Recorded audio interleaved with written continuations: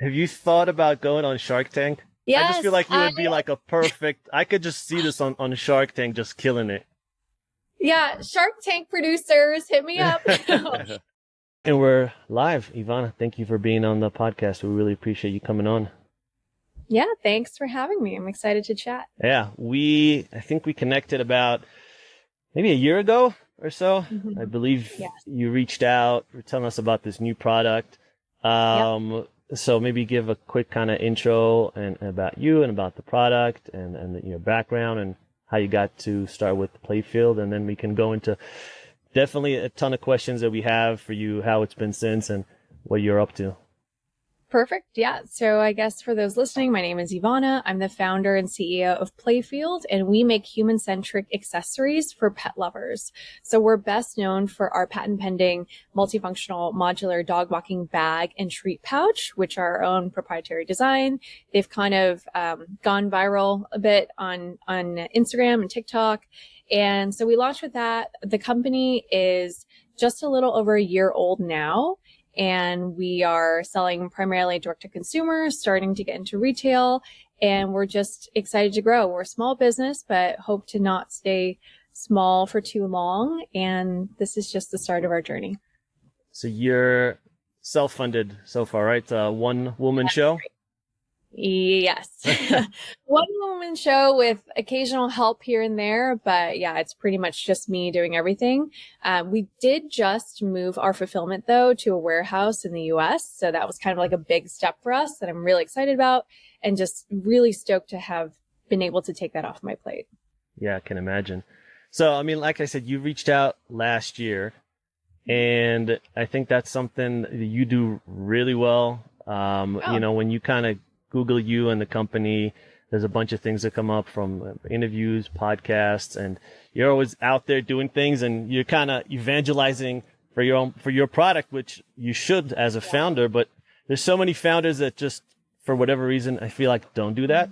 It's like they're letting the company speak for itself, and they're not entrenching themselves into the product. They could become in the face of the company. yeah. Was that just something that you decided you're going to do from the get, or is just organically kind of happen over time? Because again, one woman show, you have to be out there talking about it and promoting your product. I think a little bit of both. So prior to doing this, I was actually at Google full time. I worked there for 8 years. I was in the ads, sales, and partnerships team. So I worked with a lot of direct to consumer brands. So that having been my background, I know that just as it's important to have a really strong product, a lot of it is also sales and marketing. And if you're not the one evangelizing for your product, no one else will, right? In the beginning, you kind of have to do the upfront legwork to then get the momentum.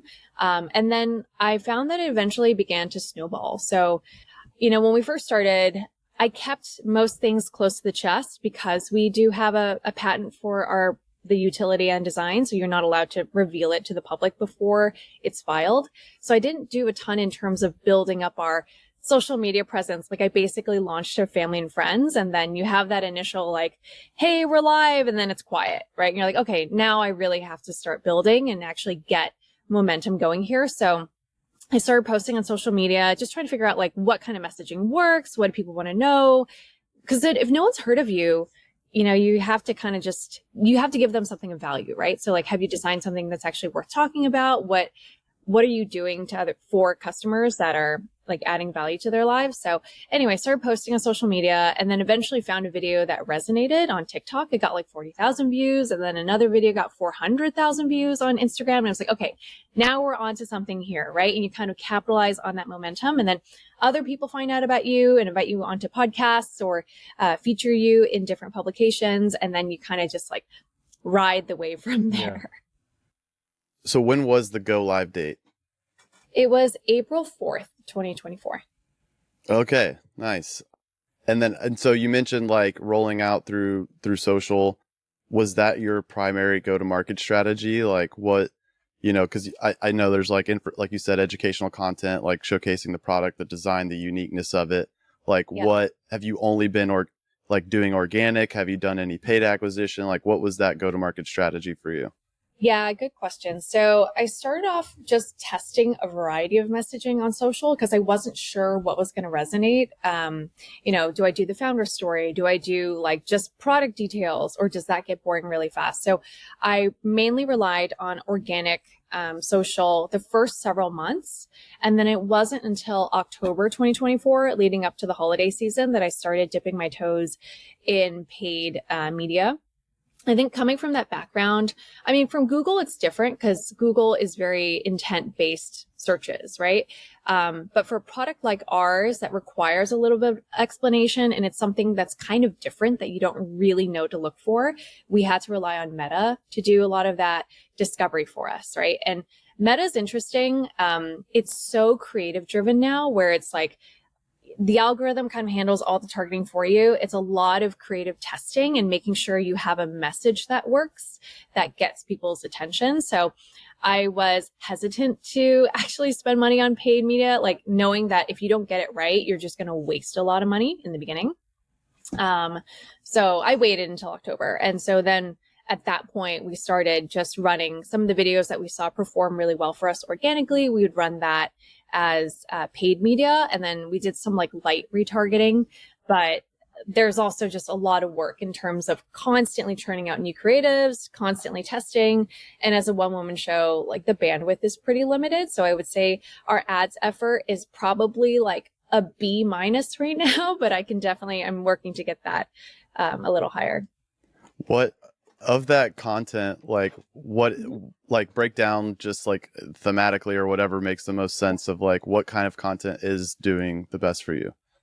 Yeah. So it's the content that's doing best for us is when we just jump straight into product features. So the video that went viral for us initially was like a rapid fire 30 seconds captions, like subtitles only, of showing like, hey, we have a hidden water bottle pocket. Hey, there's compartments in here. Hey, this is like a discreet poo bag dispenser, and it just flashes on the screen. So really quick, rapid fire captions in case people don't have audio on, and something that's really shareable. When we launched, we had 3 colors. So black, which is kind of like the mainstay. And then we had 2 fun colors. So we had like a sandstone, which was a neutral, and then the periwinkle, which is kind of like an out there color. Turned out to be one of our better selling colors though. So when we did the video, it was with the periwinkle, which is just eye catching. So I think visually it needs to kind of grab attention and then like jump straight into that offer. And then we have another video that also, it's got like over 500,000 views on Instagram. We're running that now as an ad. And that one also was like kind of like a mid conversation, just jump right into, okay, so when you're done with your coffee, like here's how you can pull out this hidden water bottle pocket when you're walking your dog and put it in there. And now you can go hands free. So it's just like immediate. What's the value proposition? What makes this product interesting? And just a little more lower effort, like doesn't really feel like an ad. It's, just recorded on iPhone and Central Park with my friend. And I've found that kind of content is working well for us. I have yet to try static ads. I've seen a lot of other just brands in other spaces where it's formulaic, right? It's like the us versus them, or like a grid format of like, what are all the features and things like that. So there's a lot that we still need to do. We haven't done, but so far, like with the ads that we're running, this is what we're seeing work for us. Touching back onto like the color and the design, I think one thing you've done very well, and I have like a theory that this is usually non-pet founders do this really well, especially someone with this background, is your branding. So your branding is excellent. It reminds me of, I used to have a design and fabrication company in New York. We did a lot of experiential events and like pop-ups. And it reminds me so much of this like Adidas original thing we did for New York Fashion Week, where they had these monochromatic jumpsuits, and it was like this steel playground that all had different colors. It was like these really big splashy pops of color that were really great against like a very minimal background. So I immediately was like, oh man, I know exactly who this will resonate with. This is so good. And to that note, like, walk us through what was that process like through the branding? Is that someone you brought on, or is that like, did you have a very clear vision? Because that is, naming things. So we could even walk through the names. So naming things is hard. And so is, conceptualizing a brand guideline and art direction. Yeah. So, I mean, that took like quite a bit of time, right? I think it was a year and a half before we officially launched. When I started the company, I did work with a close friend of mine, Hannah, who now runs a branding agency called Color Brand. She's based in New York. So any businesses interested in branding, she was extremely, like, we worked together to develop the brand. And to be honest, it's gone through several transformations. So when I first started the company, it was called Good Days. I just didn't have a name. I was like, what's like the emotion I want to invoke? Like, this was a placeholder name. To no surprise, it's a terrible name. Like, it's not good for SEO. There's a bunch of people already using some form of that. So to come up with the Playfield name, it took me some time. Like, I had like a notes app on my phone, and anytime like a word came to mind that was a nice association, I would write it down. And truly for me, I wanted the brand to evoke how I feel when I'm with my dog, right? Like, you kind of feel like you're just in this other world. It's full of joy. It's just pure happiness. There's no sense of time. I think of color. So Playfield came about because in the afternoons, I would take my dog Bailey out to this hydro field near our house back when we lived in Toronto. It's just like a big grassy open field. And she would love going to the hydro field, but I'm not going to call the brand hydro field. So I don't know, this idea of like play and hydro field kind of mashed together. And then that's how the Playfield name came about. And then in terms of the branding and the color, I think that was really clear from the get-go. I use music a lot to inform how I feel and how visuals come to mind. So I'll play music, and that just kind of gets me in a certain mood. And what are the visuals I want to evoke that? And for Playfield, it was very much creating a surreal world where things are larger than life. Like, a lot of the flowers that you see in our photography, I made those for our shoot. So they're crafted with crepe paper and PVC pipes, and just wanted to create this like true otherworld experience when you're with your pup. So that's kind of how it came to life. And color is a big part of our brand identity. So you'll continue to see a lot of color. I think for our website, we also try to borrow elements from high fashion. So you'll see, like, on the site itself, we do keep parts of it pretty simple. It's like a black logo against a white background. And that's very intentional. Like, we want to borrow elements from high fashion and lifestyle, even though we are a pet brand, but we very much border pet and lifestyle. I want to go back a little bit. I think it's something I wanted to touch on earlier. Essentially, you have this idea, right? Usually there's a problem when you're like, oh, how can I figure out a solution? You figure out, this is what I want to do. Like, what are the next steps? You're Googling manufacturers, designers. Like, what are the steps that you had to take before you're like, I have a physical product in my hand, and now this is something that I can go scale and manufacture and sell? Yeah, we get this question a lot from a lot of people who are like, how did you even do this? Yeah. So I tried to make our first prototype. I have a sewing machine. The prototype was a disaster. It was just like completely hideous. I was like, I don't know how to sew. So first thing I did was, I was like, I need a product designer. I don't know if it's going to be a freelance person, or do I try to hire an agency? So I talked to both parties. I probably talked to about 3 or 4 product design agencies that I found online on Google. Like, at the time living in Toronto, I looked up some in Toronto. I looked up some in New York. And then I also went on Upwork and I looked up product designers, specifically within the bag and outdoor industry with that experience, because I knew I was making a bag and a treat pouch. So talked to agencies, talked to freelancers. The agencies were just really expensive. It was like $20,000. And I was like, I just cannot spend that kind of money right now. And frankly, you know, they were also helping a lot with the competitive research, and it's stuff that I can do, had time to do, and could do that on my own. The freelancers were great. I found someone that I wanted to work with. He had worked at North Face previously, so he came from the outdoor bag industry, worked with a lot of great brands, and it was about $3,000 to put together like all the mock-ups and then the tech sheet before we got to prototyping. So before we even got to that point, like, I told him what I wanted, and we would work together for the initial schematics, which I then printed out on paper, went to the dog parks and shopped around. Like I would talk to people, try to get their feedback, see if this is something they would need, learn more about like what their day to day looked like and what they were currently using as a solution. And then took that feedback, and we probably went through like 4 to 5 different iterations on paper before we then talked to the manufacturer. So I didn't do a lot of research with manufacturers. The product designer I hired had an existing relationship with a manufacturer in Vietnam. They had worked together like 20 years ago when they were at North Face, and he had gone off and started his own manufacturing facility out in Vietnam, which is where a lot of bags are made now. So had one like call with a guy, asked him all the questions that Google told me to ask, and it just was like a great conversation, a great connection. And I was like, all right, I trust this guy. I think I put down, I want to say like another 3,000 just to kick off the prototyping. So that's something you do with a manufacturer. It's just for sampling, right? So they can pay for labor and materials.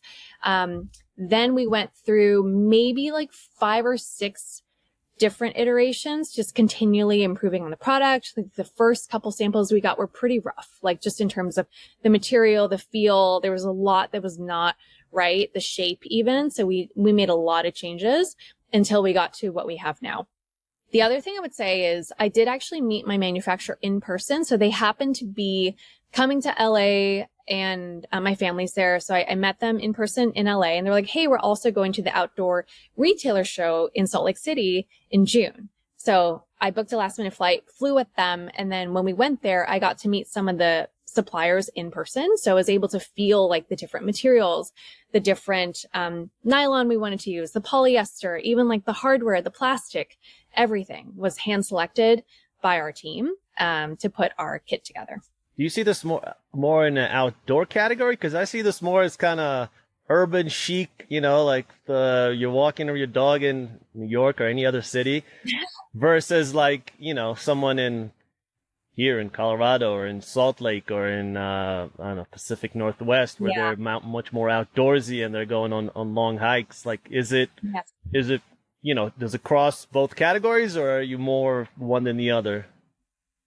I think aesthetic wise, we probably lean one way more so, like bigger city, more everyday lifestyle. But it is meant to also go on those adventures with you. So for example, with our dog walking bag, it's got a D-ring. So if you want to clip your dog's leash to it so you can go hands-free, if you're going for a hike or a longer excursion, you're able to do that. If you want to bring water with you for these adventures, you can do that as well. So it's kind of meant for that, but aesthetic wise, it does lean a little bit more like, oh, you know, I want to be intentional about how I look today, and maybe like color matching and things like that. Do you have it with you? I do actually. Yeah, I have one here. Or people can get a better visual. Yeah. Sorry, I probably should have prepared some things. I have one here. Oops. Let's see. Oops. This is the periwinkle color. Oh yeah, and then it's a nice also pop. launched 2 new colors. We have like a coral red and a forest green, which people are really excited about. The forest green was highly requested. I think the coral red was unexpected, but once we launched it, people are really loving it. And it's also very in for the season. Red is definitely, kind of making a comeback across the scene. Where did it go? I don't know. There's different shades, right? It's like burgundy comes back in the fall. Butter yellow is having a moment right now, but the red is a really nice accent color. That is fun to do with like I love the merging of like high fashion with pet, and because there are like, it is an extension. The pets are already an extension of us. And then therefore like the accessories to, you know, navigate pet ownership. Like, I think when they start to blend or become more in like have a fashion forward appeal is like, it's great. And then it's cool because then it's like a double-edged sword. It's like, oh, I got to keep up with all of the trends, like colors, I don't know if you'll ever do patterns, but like things of that nature. It's like, you know, there's always so many things changing and stuff. So it does keep it fun, and it does allow you to kind of like always be a part of that conversation, which is interesting. I wonder, I like immediately when I saw Playfield for the first time, it was, and this is like probably like my New York brain just like going on hyperdrive, but I was like, Oh, I'm sure this is like a perfect brand for a brand collaboration. Like you have like the great like silhouette and like monochromatic color. So I was like, I could easily see another brand that's Mm-hmm. like adjacent to this space coming in and collaborating with you. And so I don't know, is that something that you're interested in doing? Absolutely. Yes. I think brands that are aligned in value and in aesthetic and probably in customer base too, we would absolutely love to do a collaboration with them. Like I've dreamed of doing like a collab with Mary Mecco. They do like the fun flower prints. I think that would be really cool. Stella McCartney has done a lot of Mm-hmm. interesting things with truly sustainable materials. Like that would be an amazing thing to do in the future. Yeah, very much open to it and would love to get to that point. Yeah. I'm actually shocked that Colin, well, he kind of touched on it earlier, but I thought this was like the first question because we talk about it a lot, the name. So in pet, if anyone's in pet, they notice that all the names are kind of woof and paws. And I understand the irony because of our name, but that's actually, spoiler alert, that's changing soon, but don't want to give away too much. But so, Yes, hush, hush. yeah, when everything is the woof or paws or some variation or some pun, right? The fact that you have Playfield, which is, it looks like a brand, right? Versus kind of like a dog centric product or a cat centric product is, again, was that like an intentional? I know we talked a little bit about the name earlier, but like, is that Yes. an intentional thing, or you were just like, I love it because of how the name came to me and the fact that it's outside, like the fact that it's outside the norm. Is that something that you were initially like, this is going to be good or this is going to be bad or neutral? Like, how were you thinking about it? Yeah, it was very intentional because we, you know, in the long term, we want to build for pet. Yes, we're starting off with the dog category, but that's not to say we won't in the future branch off into cats. Like maybe we offer something for equestrians. So we want to be overarching pet, pet and lifestyle, right? Because with these products, they're human centric. Right. To some extent, it's kind of like the human is wearing the bag and then the treat pouch, of course, is for the dog. But yeah, the broader vision is to do a lot more in terms of product expansion, category expansion, potentially even going to brick and mortar at some point in the future. We're not quite there yet, but Do you have any brick and mortar right now? Yeah, we're in a couple independent retail pet stores, actually in Canada, the US, and Japan. Oh, cool. We're starting to expand. We're actually onboarding with a bigger retailer right now. But I guess what I mean in terms of brick and mortar is like to have our own Playfield brick and mortar Got it. where we potentially offer services as well, beyond just product. But again, that's like very cash intensive and we're just not quite there yet. So with running this brand and being like a solo founder, like what is your tech stack? Like how are you able to manage everything from the operations, the marketing? Like what are some tools and software that you're finding super valuable and helpful and allows you to kind of, you know, be this one person show? Yeah, I try to keep things as lean as possible. So I always get a little bit annoyed when I have to pay another subscription or they increase the prices. But probably similar to everyone else, like we're paying for Google Workspace right now. We have Klaviyo for emails. Shopify, of course, is what runs our website. I'm paying for a Canva subscription where we do some of our editing. I'm still using the free CapCut version. I'm like trying not to upgrade. I'm like, I can deal with the watermark. It's fine. Yeah. And we have I think we're paying for the Meta verified check mark. I have to see what else we're paying for. We're paying for, Intuit. So like all these various kind of softwares that we use. But in terms of operations, it's pretty simple right now. Like whatever I can try to pull off within a Google spreadsheet, try to keep it as lean as possible. I think it's so important to stay cash flow positive. So just trying to scale down where we can. Have you been able to speaking of cash flow, have you been able to turn a profit yet? Or are you still working at that or? Yeah, we are. We've actually been like profitable from the get-go. So it's self-funded. We haven't raised money. We haven't even taken out any loans yet, which is kind of like a next probably step for our growth just because it's hard with an inventory. heavy business, you're putting so much cash down up front just to get product made. Like we put on our first deposit back in January and we're just getting product now. So it's a long time to be without a big chunk of cash. I know it's something we're trying to work on, is like a better cash conversion cycle. But yeah, we have been profitable and we're just reinvesting profit back into the business to grow it. What's been the hardest part of the manufacturing, that process that maybe initially it's not even something that crossed your mind, but now that you're in it, it's like, oh man, like I wish I could solve for this, problem that I keep seeing that's a recurring problem, or maybe it's really expensive that I didn't think about, or something else. Yeah, that's a good point. I think also coming from the tech world, I didn't realize how slow things were with manufacturing. And I think because with our products, they're custom designed. So with the nylon, like everything is custom dyed to the Pantone that we provide. So to get just the exterior nylon, it's like 40 days from our supplier. So it's a long time. So to get all the bits and pieces sent to our manufacturer, there's delays there. We got to get because they've got a timeline that they work with, and a lot of brands, they put in orders 6 months ahead of the season that they're expecting it. So I think we're still trying to be better about what that cycle looks like for us, and predicting like how quickly inventory will sell through. It's a learning process, one that I don't really know how to. I'm not like great at it. I don't know that others are either. So that's been probably the hardest part. But I would say that with our products, which something that's been a nice happy accident is we don't have a ton of variation in sizes. Like we're not like apparel where you have to do all these different colors and all these different sizes, and they're not all going to sell through, and you're going to sell some out, or you're going to need more some other ones.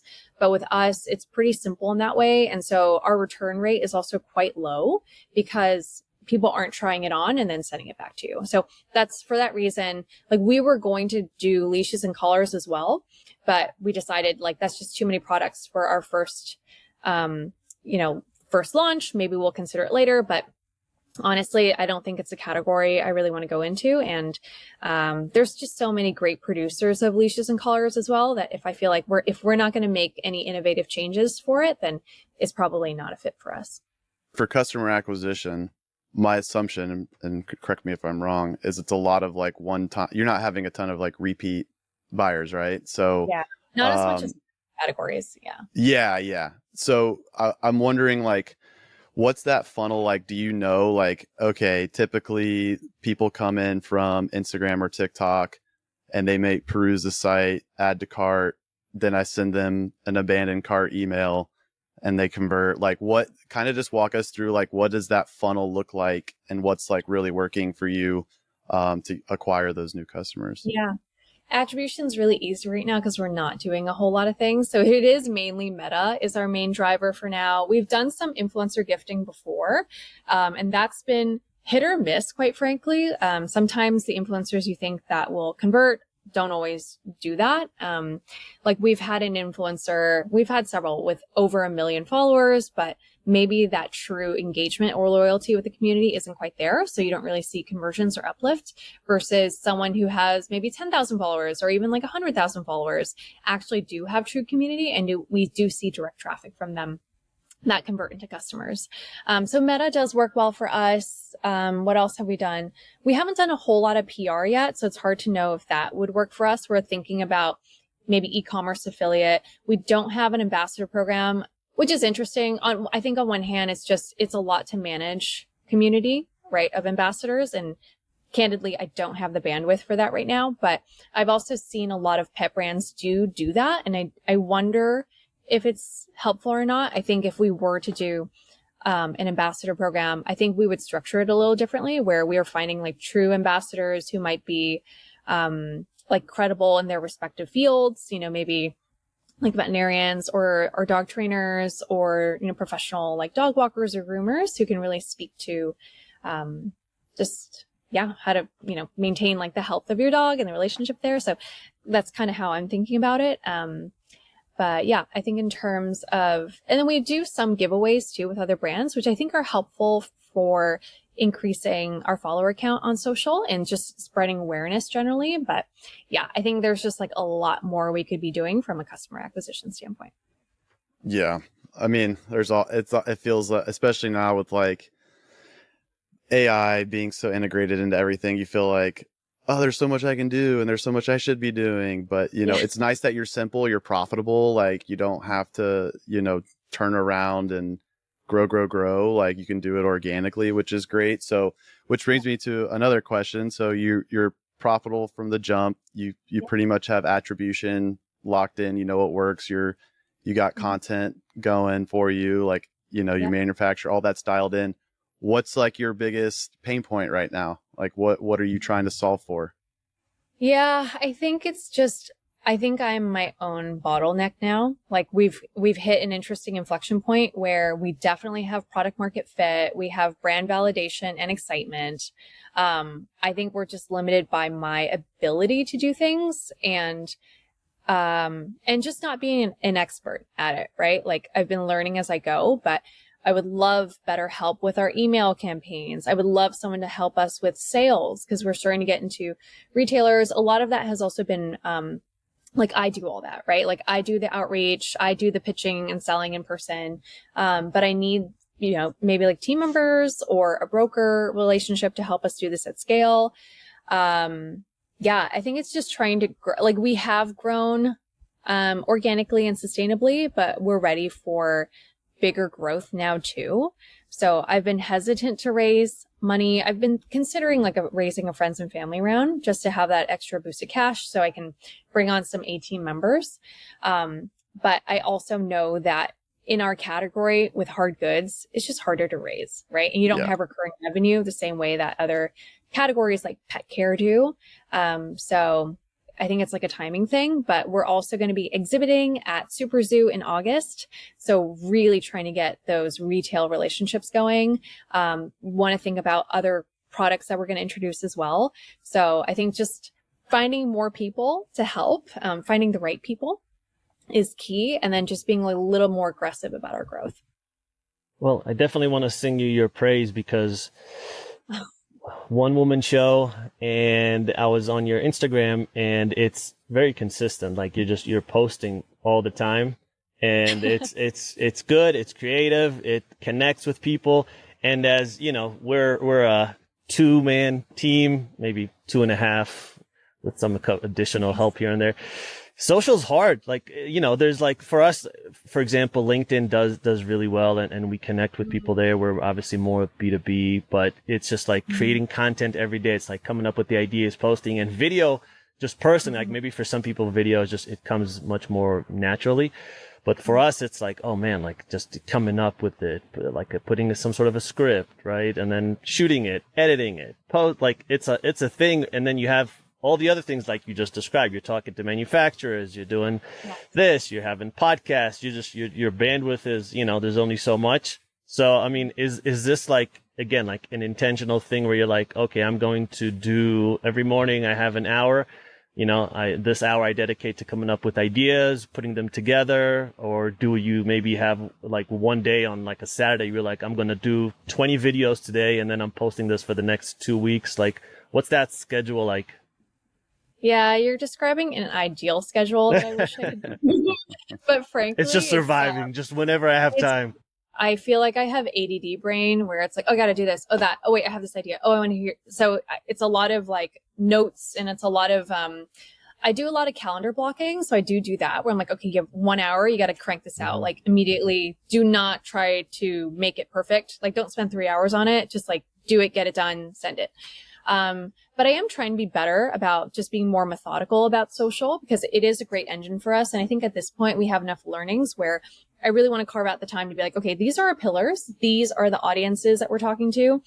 Here's content that I think is like, you think about a marketing funnel, right? Like what's brand awareness? What's like consideration, conversion, kind of like thinking about content that way. And then just cranking out scripts and also just cranking out, like you can take a piece of content and repurpose it many, many times. Yeah. So that's also something that actually was a pleasant surprise for us. Cause as I was saying, like one of the first videos to go semi-viral for us on TikTok, 40,000 views. It was a 2-minute long video of me describing the product in excruciating detail. Like nobody wants to listen to that, but I don't know. They did on TikTok. Yeah. Wow, okay, y'all want to listen. So I posted that same video, like exact same video on Instagram. To no surprise, it did not perform. Yeah. But I cut that video and then reposted it again, and that performed 400,000 views, right? So it's kind of like, yeah, just trying to squeeze as much as you can out of the existing content that you have. And then it just, yeah, so you kind of, lessen the bandwidth there. And then sometimes the stuff that they always say this, like the content you don't spend a lot of time on is the stuff that'll perform. So experimenting with that too. But I would love to get to a point where I have a calendar mapping out, like, here's all the things that we're doing. I would love to bring someone on board to help me with editing, so I'm not doing it on my phone in between things. But yeah, I'd hope to get Yeah.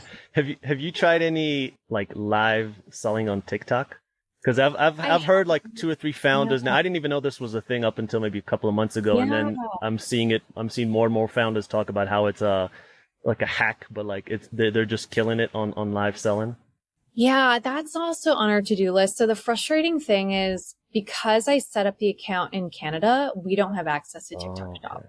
I know. Oh, It's that's like, right. so there's a weird, what I've heard other brands do is they use like a VPN, they get a separate phone, but then even then I think they can detect that you're not actually in the US and they'll kick you off. So we haven't attempted that yet, but I have heard like TikTok Shop can be really powerful for brands. There's one, they're not even in pet, but Cake's Body, they do kind of like they went viral for these kind of, what are they called? Like inserts, kind of like bra alternatives. But 90% of their traffic comes on TikTok. And they've been really successful with TikTok affiliate and TikTok Shop. So that's something I would love for us to do. I don't know if our price point will work, just because we are a more premium brand. Yeah. So I've heard that sometimes they can be a little bit more price sensitive. So maybe if you're like in the $30 range, it's great. But if you're higher than that, that might not work. But it could work for our treat pouch, which is within that range. So it's something to consider for sure. And then one more question I have. Yeah. Have you thought about going on Shark Tank? Yes, I just feel like you would be like a perfect, I could just see this on Shark Tank just killing it. Yeah, Shark Tank producers, hit me up. I did apply, actually. I've heard you have to apply multiple times. So I submitted an application. Let's see if they ever get back to me. I might get ripped apart by the sharks. I have no idea. But I think Shark Tank would be really, really Which great. one would you prefer? Which one's, what's the Canadian equivalent? Dragons or something? Oh, Dragon's Den? Is that England or UK? UK? Yeah. They have the UK version and they have a Canadian version. Oh, do Yeah. they really? If I could Yeah, do both, I would love to do both. But I have a feeling you kind of have to do one or the other. Honestly, like, I think the 90% Canadians are a bit nicer. I don't think they're as sharky as the American yeah, I think sharks. they're nicer. Although now, I don't know, Cuban's gone. Maybe, I don't know, whoever they bring in. Well, I guess it's Daniel Lubitsky, and he's actually pretty nice. Yeah, he seems really Yeah. nice. I like, they have guest sharks from time to time too. So like Emma Greedy would be awesome. Blake Lively, or not Blake, oh my God, Sarah Blakely. Yeah. Sorry. Sarah would be a dream. Spanx, what's the company? Yeah, Spanx founder. There's another product that, well, I would say going back to that, you would actually, I feel like Shark Tank doesn't, and maybe they do, but they don't come across as this because of their viewers. But like, I think the high fashion and like the appeal, like the branding part would be maybe lost on them. But the fact that you have a patent and stuff, and you're a premium good, like there's some other things I think that would really bode well for you. There's another woman, Carrie Cook, who patented a leash called Spleesh. So it's like a water filled, basically attachment for a leash. And she has a bunch of patents on it. And she actually got on. So Amazon, she was part of their launch. Amazon was trying to build, I don't know what they did with it because they didn't really advertise it, which is super unfortunate. But they did a similar like Shark Tank thing called Buy It Now. Whereas like JB Smoove was like the host. They had like Tony Hawk was one of the like guest judges, I guess, or investors. And then there was a couple other folks. But basically you have a crowd of people and they get to like choose if they would buy it or not. And like and then if I guess it's not really investment. So it's like if they buy it, if you get like an overwhelming majority who says they would buy it, then you get like granted like a cash infusion and then you go into the store and stuff. But it is interesting to see how that model is being replicated. across many other places. That is interesting. Yeah, I think like on the vein of TikTok Shop too. I know that that was a concept that works really well in Asia, like live selling. Yeah. So interesting to see them kind of try to replicate it here. I guess it's sort of like it's the this generation's version of QVC. Yeah, right? exactly. Yeah, and QVC could be great for us too. Like I would love to get on there or Good Morning America. I think just getting Lori. I think getting on TV actually would be great. You need to get funding by Lori. Yeah, she'll set you up for success. Yeah, that's right. How did you get into you mentioned Japan, and we kind of glossed over it, but like how did you get into I mean, where are you in Japan? I'm assuming just like some, boutique store in Tokyo, but like how did that relationship come to fruition? They found us on Instagram. Yeah, I know it's crazy because we don't really have that many followers. Like we're still pretty small as far as accounts go, but a lot of partners have found us on Instagram. I think our initial like editorial photography really caught their eye. So British Vogue found us on Instagram as well. Like I asked them, I was like, how did you get, because they reached out to us to put us in their publication. Well, how'd you find us? Yeah, it was Instagram. Like the photos, I think caught their eye. So it's just something about being different, but not being different to be different, right? Like you're being different because this is just what feels authentic to you. That's come a long way. So even when we launched, I think I failed to share this, but we landed like a partnership with Victoria's Secret model, supermodel Taylor Hill. If you know her, she's got a dog company as well.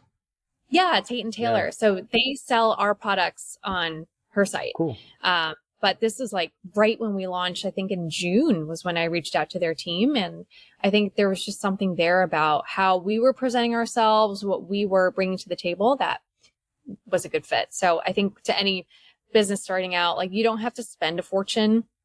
Also for our big photo shoot probably cost me around, I want to say like $5,000, like $4,000 to $5,000. So you can do things on a budget. You don't have to spend like a tremendous amount of money, but I do think first impressions matter.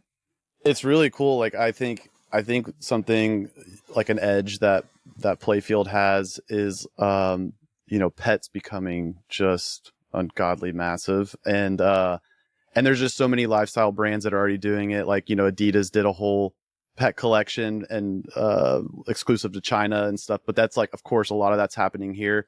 I just saw but the Butcher's Daughter, speaking of New York that we were talking about earlier, they have like private label dog treats. Like, so people are thinking about like, instead of getting all in on pet, like how do I meet them where they already are, and like what's a good brand extension for us that makes a lot of sense. And I just feel like Playfield is such a strong contender for that. So people who want to kind of like cater to their dogs and want to have some sort of offering, and it's like it's so accessible, like through a treat pouch or through having that everyday carry. Like I feel like, and I'm sure that is massively a bandwidth thing, like you said, like just knocking on doors and getting that PR and stuff out there. But I could see, just since you've been so methodical and thoughtful about the branding and the positioning and the editorial and all that stuff, it's like that does so much of the selling for you. Like, in fact, so much so that people are inbound reaching out to cover it. And so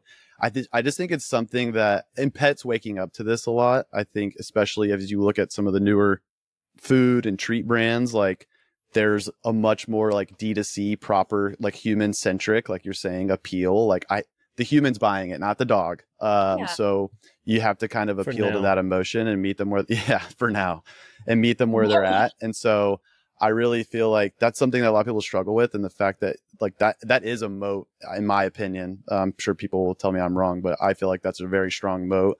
And like, it's a perfect timing, So yeah, I think brand equity goes a long way. And I do think sometimes people don't put as much weight on that as they should. It's a lot of things, right? It's gotta be a strong product first and foremost, but like, what's the brand equity? How are you doing business? How do you treat your team and customers? Like that all matters. So going back to, I know there was a lot of things you mentioned in terms of like, what's your biggest pain point? Like helping with sales, someone helping with email, potentially editing content, stuff like that. What would be like the top priority out of all of those that, like, if today you had that friends and family round or that cash infusion, like would you go out what would you go tackle out of all of those? And like, would you be contracting that out, or would you be trying to do a full-time hire? I think ramping up sales, whatever that looks like I think of D2C as is just a channel, right? So like you're saying online, just a channel. We're not on Amazon yet. We are like getting into retail stores, independents and bigger department stores. Like those are channels as well. So I think ramping up sales, I would say we're probably at a point now where we could probably be a little bit more methodical about operations. Like what can we automate? Where can we scale back a bit? So I kind of, when I launch, it's like, even when you're analyzing your kind of like your costs per goods, like we're probably spending more on packaging than we should, right? So there's ways to kind of like dial things down. As we achieve scale, we might be able to get our costs lower as well. So these are all kind of things. And there's different routes. Like I've heard you can hire someone who's able to be a generalist who can just help you handle things across many different areas in the beginning, or you could outsource to highly specialized people, right? Like maybe I find someone who's just like an expert with email marketing to handle all our Klaviyo flows and build out all the templates. So I'm kind of, debating between the two. The other part that people don't talk about, or maybe they do, is just like being a solo founder is really lonely. Like when you have highs, you want to celebrate, like there's no one to high five. Like there's no one to be like, oh my God, we did it. And high-fiving yourself. Yeah. Myself.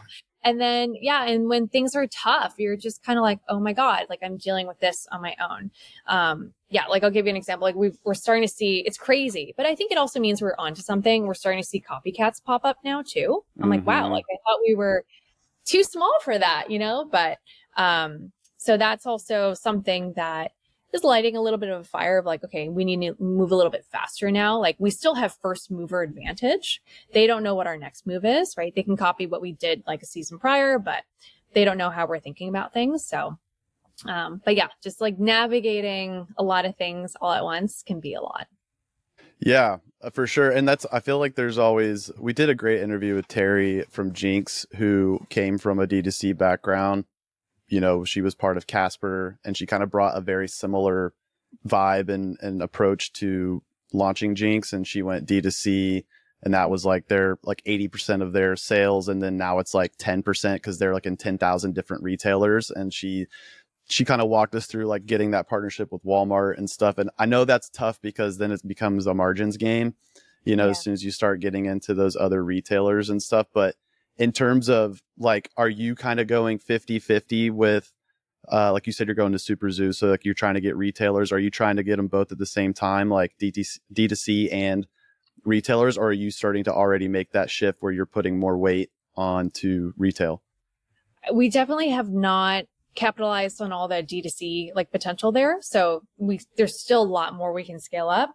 I think I would try to do both concurrently and see how that goes, right? But I think of them separately because we're constantly looking for new customers, that getting into independent retail is a great point of discovery. I actually prefer independent pet retailers because I think often it's like the owner who's also manning the front desk, and they can really they bring in products that they're passionate about, and they can really be an advocate or evangelist for us, which works, right? Because with our product, it requires a little bit of explanation. You don't look at this and immediately see like, oh yeah, like I know exactly what this does. You kind of have to like try it on or pull out all the compartments. So the pet retailers that we've worked with like do a lot of that selling with us, which has been really helpful. So I would need to figure out what merchandising and sales would look like if we were to get into a larger retailer. But I think we still have a lot of room to grow with D2C. But I certainly wouldn't sleep on retail. Target. Yeah. I just think you're no. They'll copy you. Yes. I just see this like I've apparently this is the biggest Target in the country, next right here across from us. And I just see it fit so well in like some of the aisles and some of the categories they have there. What's like you have one big box that you could partner with? What would it be? Like, what's your ideal that's a good question. dream one? I feel like I should have an answer, but I'm not sure. I don't know. That's a great answer. Is it? It yeah. sounds like, I just don't know. Means you're focused on what you're doing now. you know?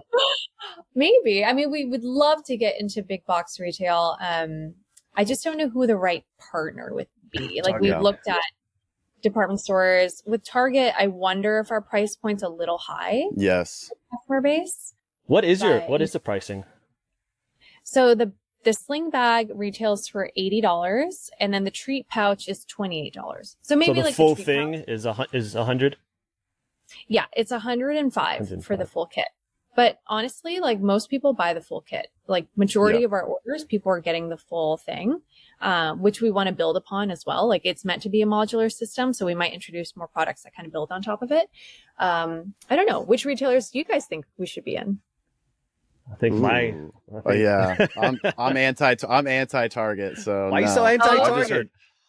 I've heard so many stories about Target just like taking your like idea and doing like exactly to Ivana's point, like doing it for cheaper and like, and of course you have patents and stuff, but they can always do derivatives. Like, it's just a perfect seed for them to be like, wow, we have a product development just because these brands want distribution, and now we get to just build them. I don't know.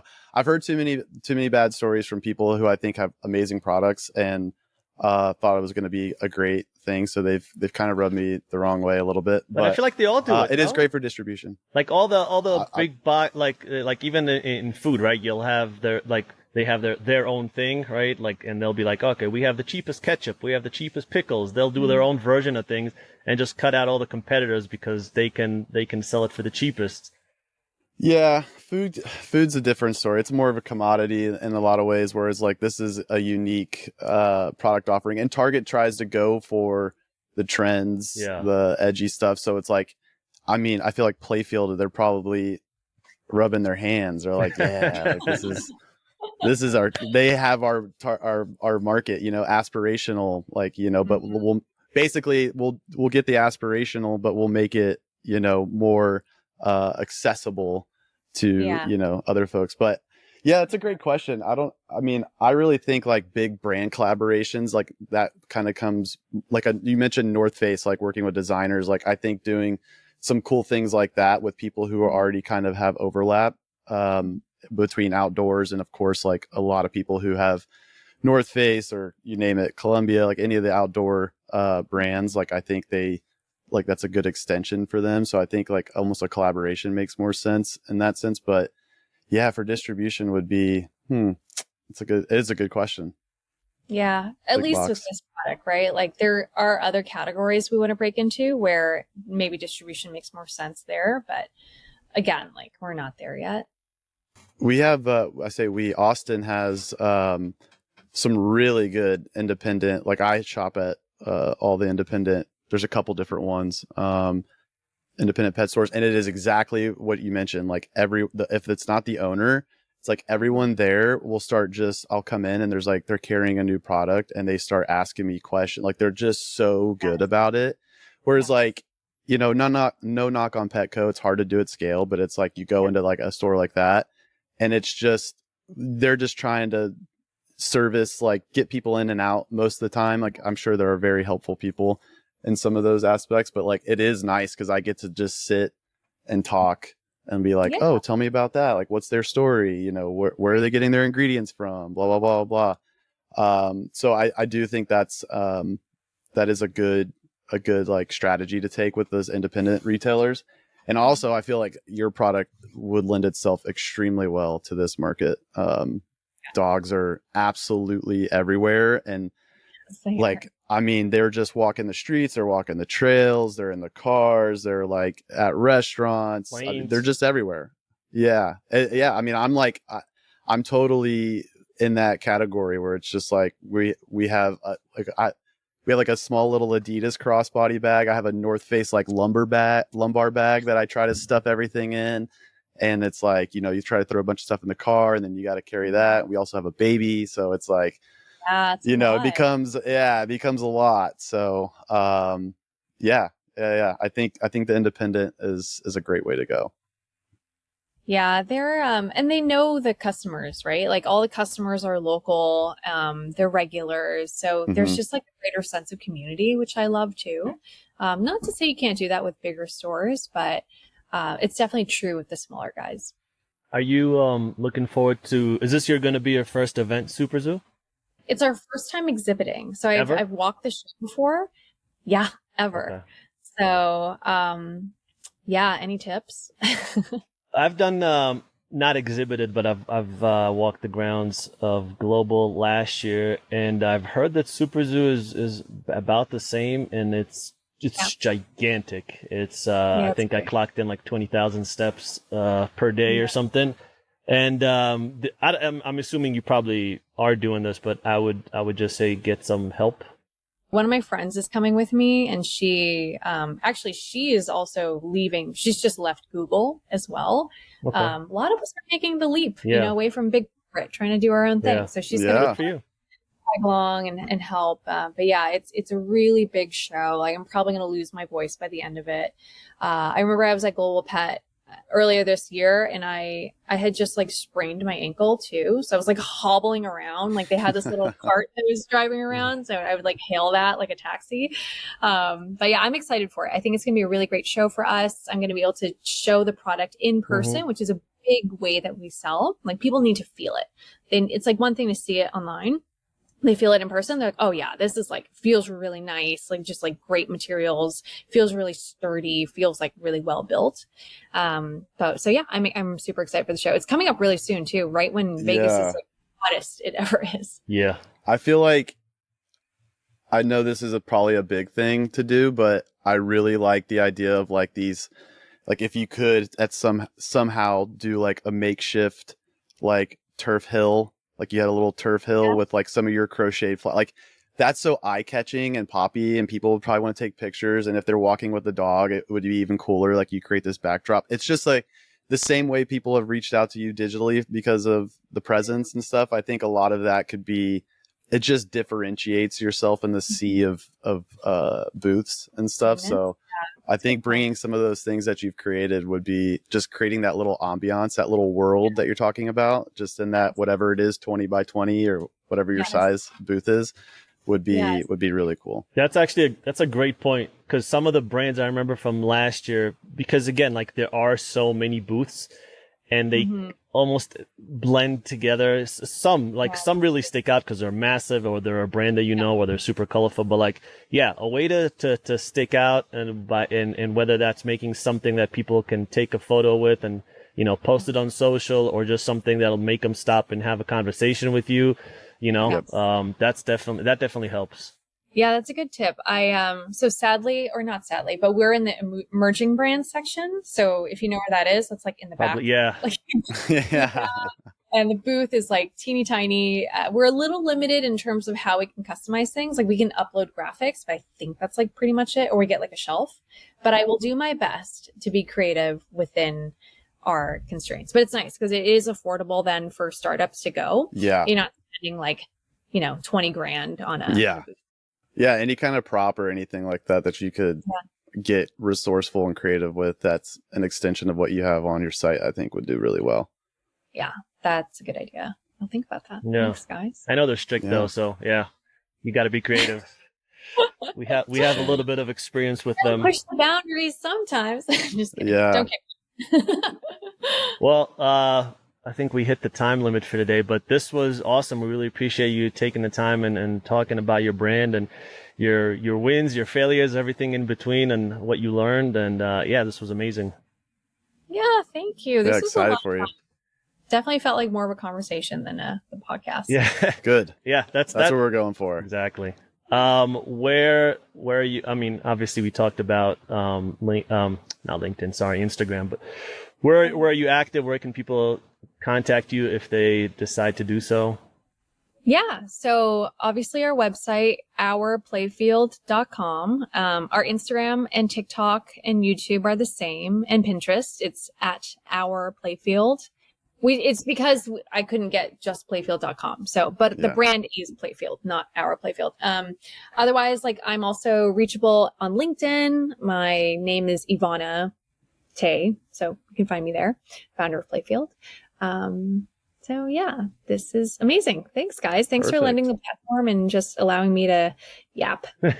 Yeah, that's what we're here for. Yeah, we had a blast. All right. Thank you so much, Ivana. Thank you, guys.